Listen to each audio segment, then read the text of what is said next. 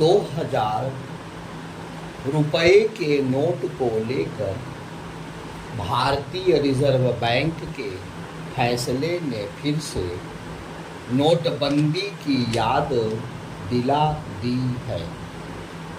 Reserve bank ने कहा है कि लोगों के पास 2000 रुपए के जितने नोट हैं सभी बैंक को वापस कर दें। 2000 रुपए के नोट बैंकों में बदलने या खाते में जमा करने के लिए उसने फिलहाल 30 सितंबर की समय सीमा रखी है। अब बैंक भी खाता धारकों को 2000 रुपए के नोट जारी नहीं करेंगे। यह नोट नवंबर 2016 में बाजार में आया था। तब केंद्र सरकार ने 500 और 1000 रुपए के नोट बंद किए थे। इनकी जगह 500 और 2000 रुपए के नए नोट जारी किए गए। आरबीआई वर्ष 2019 से 2000 रुपए के नोटों की छपाई बंद कर चुका है। आंकड़ों के अनुसार 31 मार्च 2018 को 6.73 लाख करोड़ रुपए मूल्य प्रचलन में नोटों का 37.3% के 2000 रुपए के नोट प्रचलन में थे। 31 मार्च 2023 को यह हिस्सेदारी घटकर 3.62 लाख करोड़ रुपए प्रचलन में नोटों का 10.8% रह गई। भारत में 2016 से पहले भी 2 बार नोटबंदी हो चुकी थी। पहली बार अंग्रेज सरकार ने वर्ष 1946 में नोटबंदी की थी। उसके बाद वर्ष 1978 में तत्कालीन सरकार द्वारा 1000, 5000 और 10,000 रुपए के नोट बंद किए गए थे। प्रधानमंत्री नरेंद्र मोदी ने 8 नवंबर 2016 को नोटबंदी का ऐलान किया था। इसके बाद पूरे देश में 500 और 1000 रुपए के नोट बंद हो गए थे, जो कि उस समय पूरी करेंसी सर्कुलेशन के कुल 86% थे। नोटबंदी के फैसले से काला धन एवं नकली नोट पर चोट, चरमपंथ एवं आतंकवाद पर अंकुश लगने और देश को कैशलेस बनाने तक के वादे किए गए थे, तो कुछ लोगों ने इस कदम को भ्रष्टाचार के खिलाफ सर्जिकल स्ट्राइक के तौर पर भी देखा था।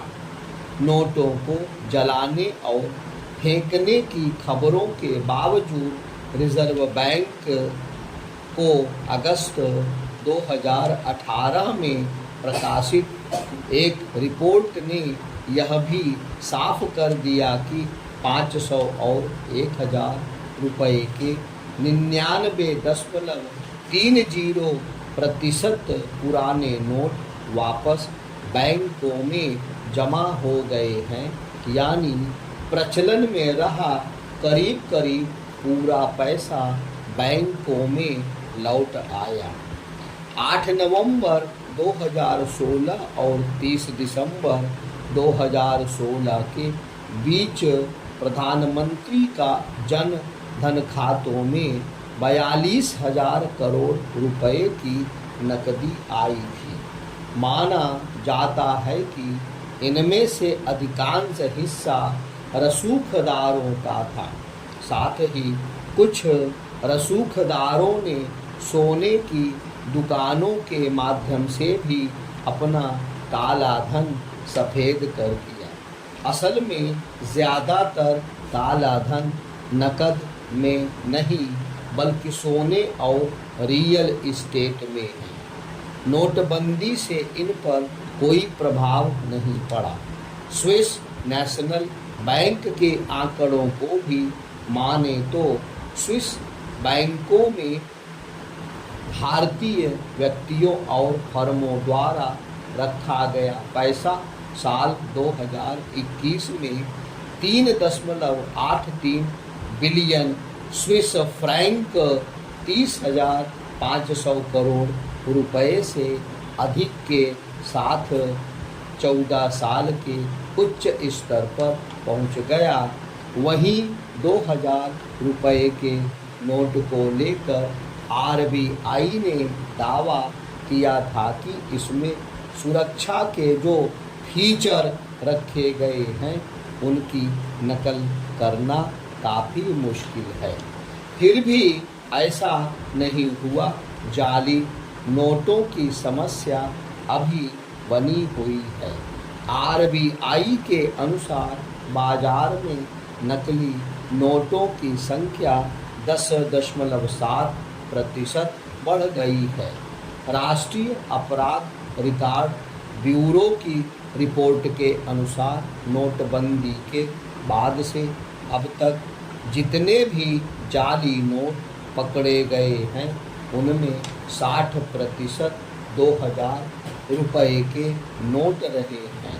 कुल नकली नोट में 6.9% आरबीआई में पकड़े गए, जबकि 93.3% की पहचान अन्य बैंकों में हुई। आतंकवाद आज भी एक बड़ी समस्या बना हुआ है। नक्सली गतिविधियों के मामले में भी कुछ ऐसी ही स्थिति है। इसमें दो राय नहीं कि नोटबंदी की मंशा अच्छी थी। इसके बावजूद सरकारी मशीनरी की तैयारियों में कमी के कारण यह मुहिम अपेक्षित सफलता नहीं पा सकी। नोटबंदी का ऐलान किया गया था तो देश की जनता को एक आस जगी थी कि देश में अमीरी गरीबी का फर्क कम होगा, लेकिन ऐसा नहीं हुआ।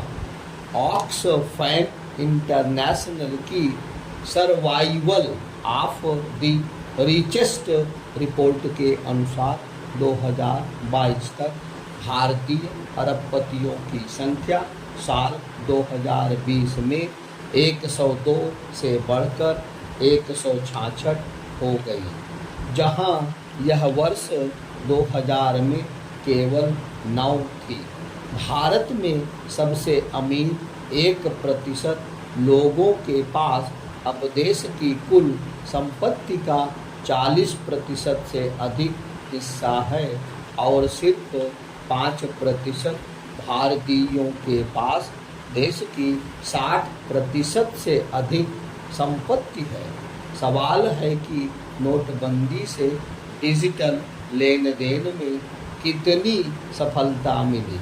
इसका जवाब सरकार के हक में जाता दिखता है।